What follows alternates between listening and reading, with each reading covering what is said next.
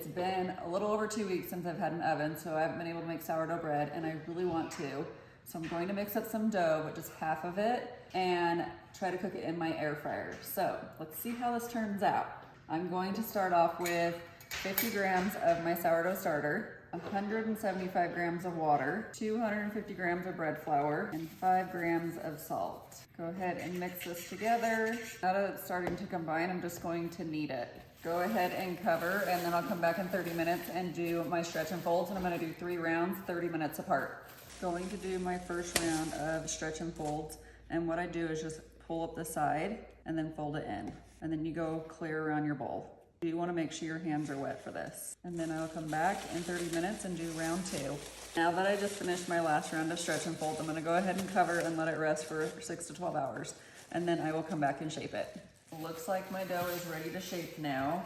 Just going to sprinkle a little bit of flour on my countertop, and then I'll let this fall on here.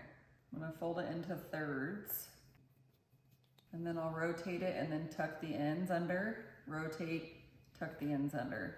It's gonna be a cute little loaf. And what I'm using to put this in is I have a small bowl, and then I just put one of my banneton liners in it. I'll add a little bit of flour in there and on top of my dough. Use my bench scraper and then add it to this bowl. Fits perfect in there.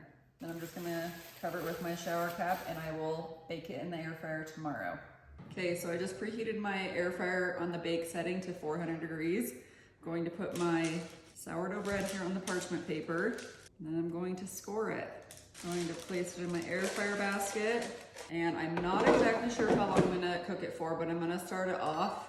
I'm just gonna put for 20 minutes, and then I'll check it throughout it to see when it gets done.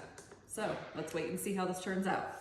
Well, are you ready for this? It did not turn out pretty at all, but there we go. I'll let it cool, and then I'll cut it open, and I'll show you guys that. But I'll put this full recipe of how I did this in the air fryer in the description below, but join me for more recipes.